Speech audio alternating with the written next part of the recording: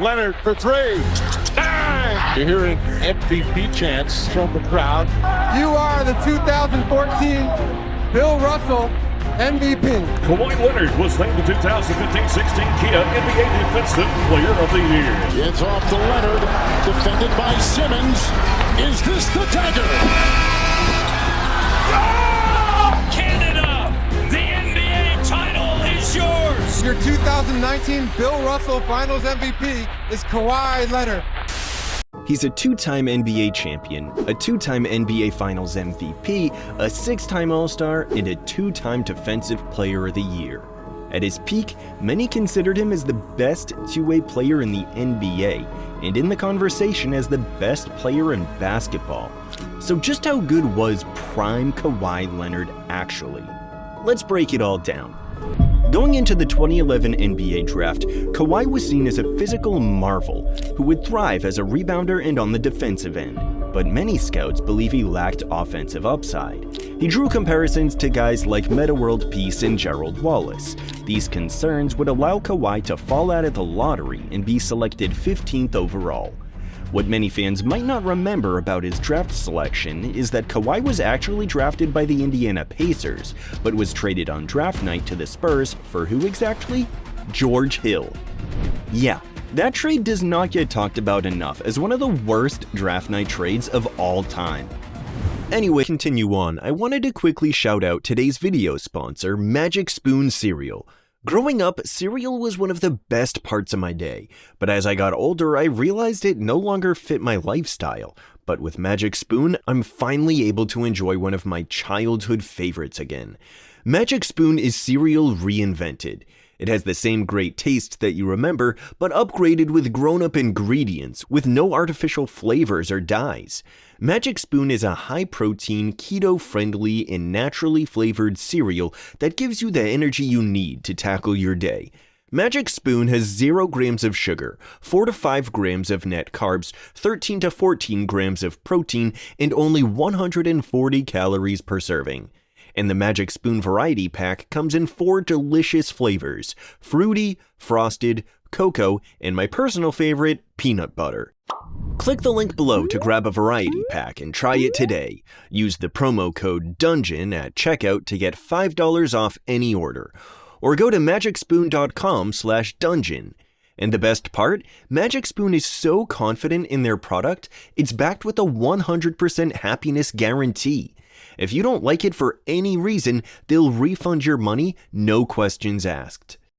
Click the link below or scan the QR code on the screen and use the code DUNGEON for $5 off. Start your day right with Magic Spoon. He still played around the historic Spurs Big Three in Duncan, Parker, and Ginobili, who needed their touches, and coach Greg Popovich was still trying to figure out how to properly insert this growing young star in the mix. Still, San Antonio's core outside of Kawhi were all on the older side, and everybody believed that this team would soon be Kawhi's in the coming years. Heading into Kawhi's 4th season, the 2014-15 season, he showed even more development in his overall game. At age 23, Kawhi averaged 16.5 points, 7.2 rebounds, and 2.3 steals per game, which led the league. He won the NBA Defensive Player of the Year award for his outstanding defensive contributions, and the Spurs finished the regular season with a 55-27 record. Although they won over 50 games in the regular season, they were eliminated in the first round of the playoffs by the Los Angeles Clippers in a hard-fought 7-game series. Regardless of the playoff outcome, the narrative around Kawhi was that he was the best defensive player in basketball. And when he personally sees more volume on offense as the Spurs vets get older, he will truly become a superstar in the NBA. And just like that, heading into his 5th season in 2015-16, Kawhi emerged as the Spurs' leading scorer, averaging 21.2 points, 6.8 rebounds, and 2.6 assists per game. He was selected to his first All-Star game and first All-NBA team while winning his 2nd consecutive Defensive Player of the Year award. And on top of that, he led the Spurs to a ridiculous 67-15 record. The craziest part about this is 67 wins didn't even win the conference, as this was the year the Warriors won 73 games and broke the single-season win record. Unfortunately for Kawhi and the Spurs, they were upset by the Thunder in the second round of the playoffs. I mean, KD and Russ combined to average 53 points per game in that series. Simply just too much for the Spurs to handle. Heading into Kawhi's 6th season in the 2016-17 season, he reached new heights and, in my opinion, has eventually begun to enter his prime. He bumped his scoring average to 25.5 points while adding 5.8 rebounds and 3.5 assists per game.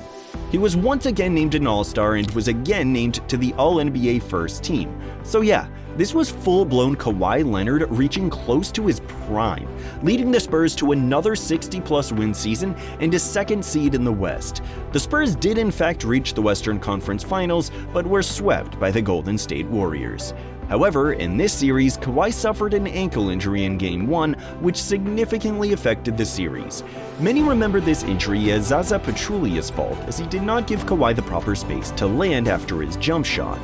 There was much controversy over this, as many believed Kawhi was playing at such a high level that he could have given the Warriors, even with Kevin Durant, a run for their money if he didn't get hurt. Heading into Kawhi's 7th season in 2017-18, he was marred by a quadriceps injury, limiting him to just 9 games. He averaged 16.2 points, 4.7 rebounds, and 2.3 assists per game in limited action.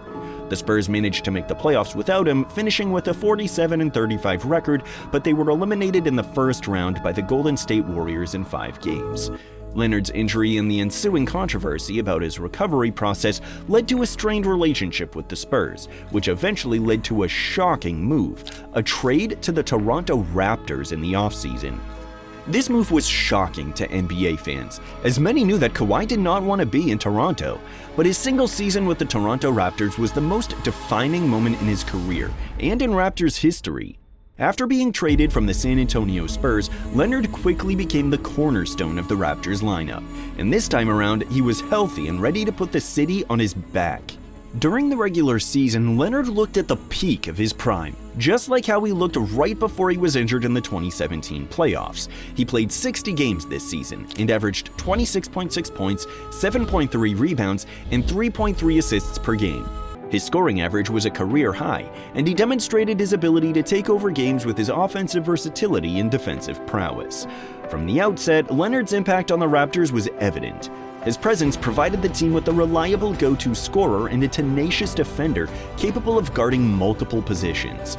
Leonard's performances were characterized by his ability to score in isolation, his efficiency from mid-range, and his capability to hit clutch shots. He also continued to be a formidable defender, often guarding Raptors against the defending champion Golden State Warriors. Leonard's consistent excellence continued as he averaged 28.5 points, 9.8 rebounds, and 4.2 assists per game. His ability to score efficiently, coupled with his defensive assignments against multiple Warriors stars, proved crucial. Leonard's calm demeanor and clutch performances guided the Raptors to a series victory in 6 games, earning Toronto its first NBA championship. Leonard was named Finals MVP, becoming the first player to win the award in both conferences and only the 3rd player to win Finals MVP with more than one team. Leonard's 2018-2019 season with the Raptors is remembered as one of the most impactful single-season performances in NBA history. His leadership, skill, and determination not only brought a championship to Toronto, but also solidified his legacy as one of the game's greatest players. But as we came to learn, Kawhi was serious about Toronto being a one-year rental, and he left the Raptors after winning them a championship to go to his hometown team, the LA Clippers, in the 2019 offseason. His arrival, alongside Paul George, elevated the Clippers to championship contenders. But over the past few years, Kawhi has had several injuries, which has led to him not being healthy in the playoffs. Since joining the LA Clippers in 2019, he's played 5 seasons and has only played in 55% of games. To be fair, he missed one of those seasons entirely due to an ACL injury, but even still, in the other 4 seasons, he's only managed to play in more than 60 games one time out of those 4 seasons. And there's no question he has been impactful in the games he has played, bringing home All-Star appearances and All-NBA appearances, but he simply has not been reliable from a health perspective, especially in the playoffs. In 2022, he missed the entire season. In 2023, he only played in 2 of the 5 playoff games before being eliminated by the Suns in the first round. and in 2024 he only played in 2 of the 6 playoff games before being eliminated by the Mavs in the first round. With a healthy Kawhi, it's very possible that the Clips could have won both of those opening round series and could have made a playoff run both years. But as we know, Kawhi's health has been a serious concern over the past few years. So although Kawhi is out of his prime and is struggling to stay healthy now, it's fair to say that at the peak of his prime, he was amongst the absolute best in basketball in his Spurs days and his lone season in Toronto. There's never been anyone in NBA history who put an entire team on his back as a one-year rental and won a championship. Kawhi played just 1 season in Toronto and is seen as the best and most iconic player in Raptors history. And while we know his Clippers tenure is not what many expected, there's no denying that in his prime, Kawhi Leonard was one of the best players in all of basketball and was truly feared by the entire NBA. But what are your thoughts? Where would you rank Kawhi Leonard all time? And how good was Kawhi Leonard in his prime? Let us know in the comments below. And if you like the content, don't forget to like and subscribe, and we'll see you in the next one.